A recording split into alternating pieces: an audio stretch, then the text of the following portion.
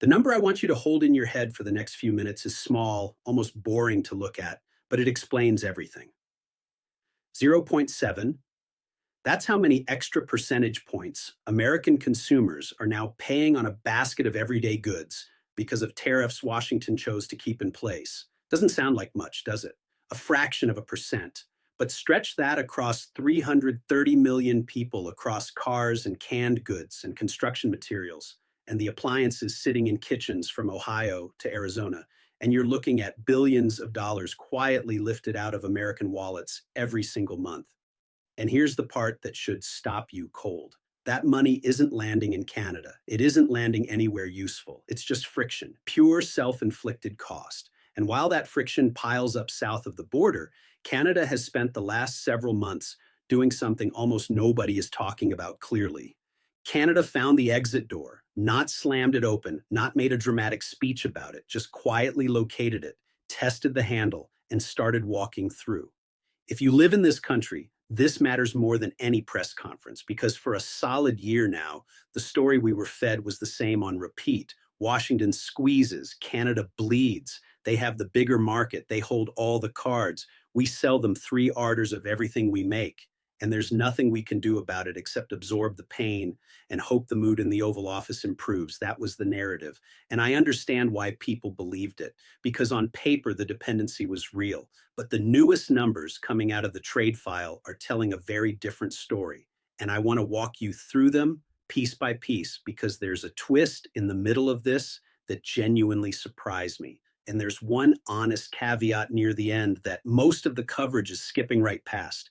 I'm not going to skip it. This channel only works if I'm straight with you. So let's start with what's actually happening to prices inside the United States, because this is the engine of the whole story. When Washington puts a tariff on Canadian steel or aluminum or lumber, a lot of people picture Canada writing a check to the American Treasury. That's not how it works. That's never how it worked. A tariff is a tax paid by the importer, and the importer is American.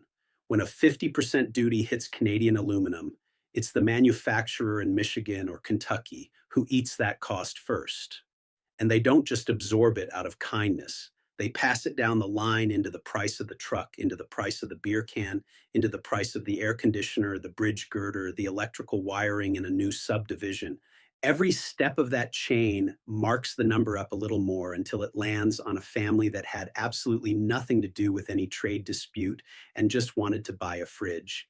And you can see the fingerprints of this everywhere if you know where to look. American aluminum buyers have been paying a premium that spiked hard after the tariffs went on, a premium that exists for one reason and one reason only, because the supply got artificially more expensive by government decision. American builders have watched material costs climb. American automakers, the very industry these policies claim to protect, are quietly warning that their input costs are up and their margins are getting squeezed in a market that's already nervous. This is the thing about a tariff aimed at your neighbor. If your two economies are stitched together as tightly as Canada and the United States are, and they are stitched together at a level most people don't appreciate, then a tax on your neighbor is a tax on yourself with extra steps. Washington built a wall and then discovered it was standing on the wrong side of it. Now, here's where you'd expect the Canadian side of the story to be grim. If they're raising costs on us, surely our exports are collapsing, our factories are idling, our workers are getting laid off in waves. That was the prediction. That was what the doom coverage promised was coming. And this is the twist, because that's not what the data shows at all. The share of Canadian exports going to the United States has been sliding. And it recently touched the lowest level recorded in the entire modern data series.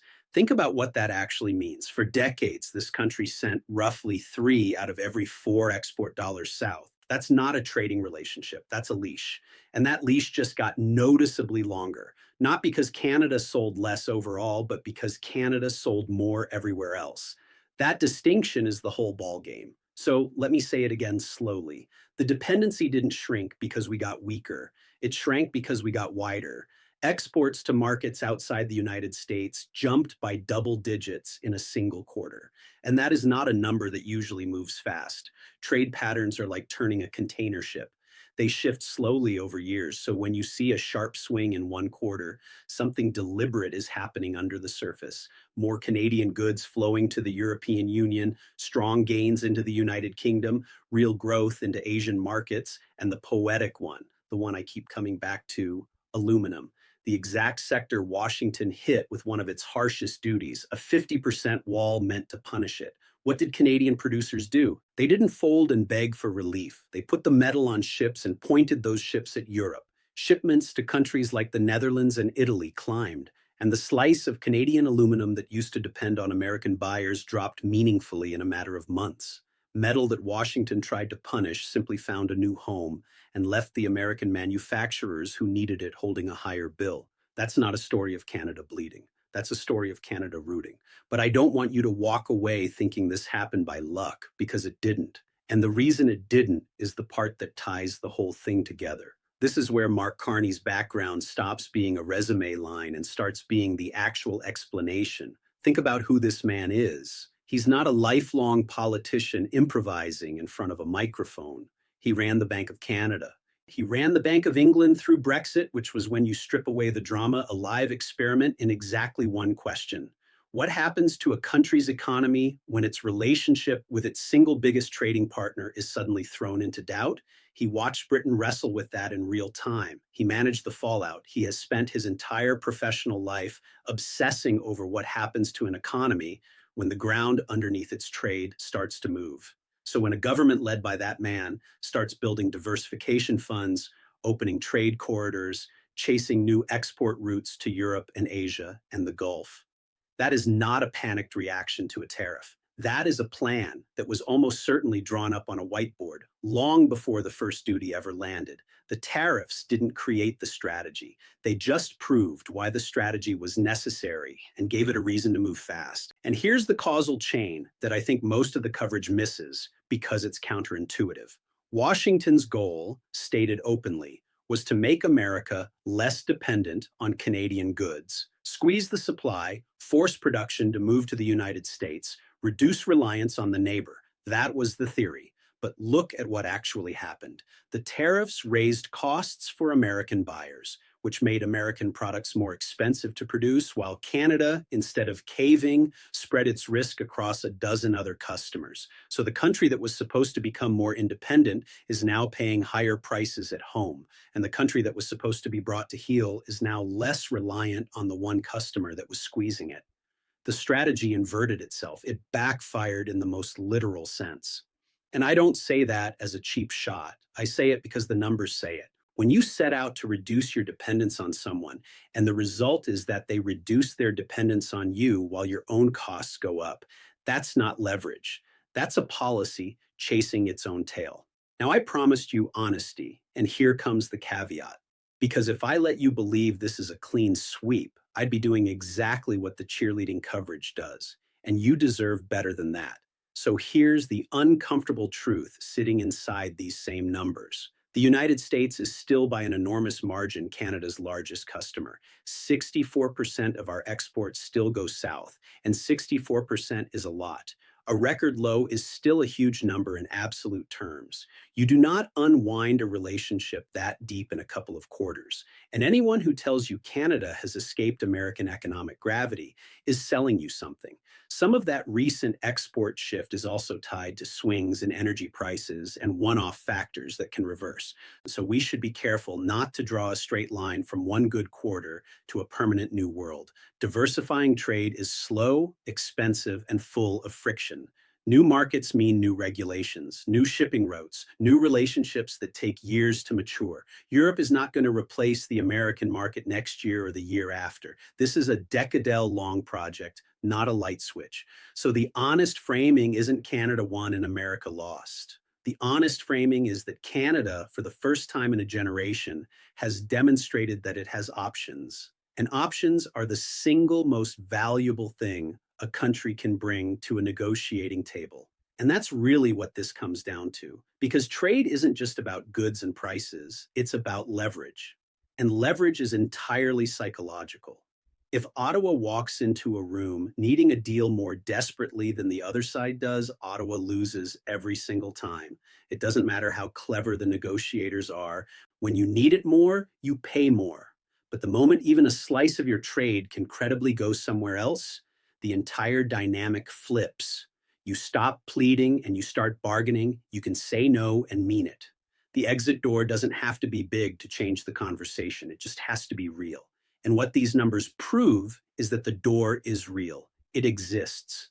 Canada has walked through it enough times now that the threat of walking through it again carries actual weight. That is the difference between being a junior partner who gets pushed around every time Washington's mood changes and being an economy that finally has somewhere else to go. Think about what that means in practice, because this isn't abstract. This is your job. This is the plant in your town that ships aluminum or auto parts or processed food. For years, the survival of that plant depended entirely on whether American demand held up and whether the next round of tariffs spared it. The workers there had no cushion, no plan B, no leverage because the whole operation was aimed at one market that could turn hostile overnight. Now imagine that same plant with even 30% of its orders going to Europe and Asia. Suddenly, a tariff from Washington is a problem, not a catastrophe. The plant survives a bad quarter in the American market because the other markets carry it through. That's not a headline. That's mortgages getting paid and kids staying in the same school in a town not hollowing out. Diversification sounds like a dry economics word, but on the ground, it's the difference between resilience and ruin. There's also a quieter signal buried in the American price data that I think deserves more attention because it changes the political calculation.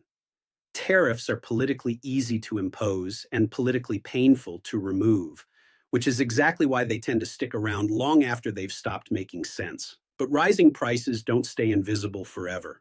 American families feel it at the checkout. American manufacturers feel it in their margins. And eventually, that pain becomes a political liability for the people who created it. We've already seen glimpses of this.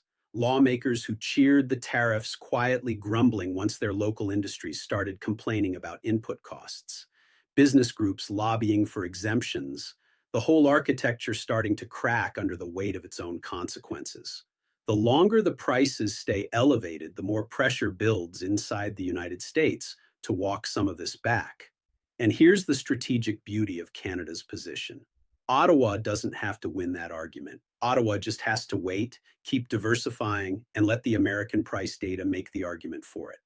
Time is now working in Canada's favor, and it wasn't a year ago. So where does this go over the next 12 months? Let me give you both roads, honestly, because the truth is somewhere in the tension between them. The optimistic road is that the diversification trend holds that the European and Asian and Gulf markets keep absorbing more Canadian goods, that the American price pressure forces Washington to the table with a weaker hand than it's had in years, and that Canada negotiates from a position of genuine strength for the first time in a very clear's throat long time. On that road, the tariffs go down in history as a strategic blunder that accidentally freed Canada from a dependency it had been too comfortable to break on its own. The cautious road is that some of this export surge fades, that energy prices normalize, that new markets prove harder to hold than to enter, and that Canada slides part of the way back toward its old reliance. Because breaking a generational habit is just genuinely hard. The realistic answer is probably a bit of both, and the outcome depends enormously on whether Ottawa keeps its foot on the gas or gets comfortable the moment the pressure eases. Momentum is fragile. The exit door only stays open if you keep walking through it. But make no mistake about what's already been proven, because this part is not in dispute.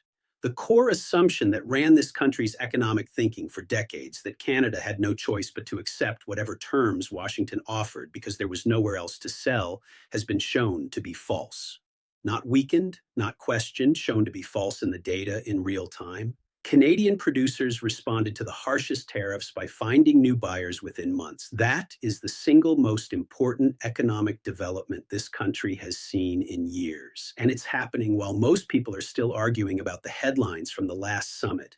The story isn't that Canada is invincible. The story is that Canada is not trapped. And it turns out it never had to be. It just needed a reason to move and a plan ready to go when the moment came. The tariffs supplied the reason. Carney's people, it seems, had the plan sitting in a drawer.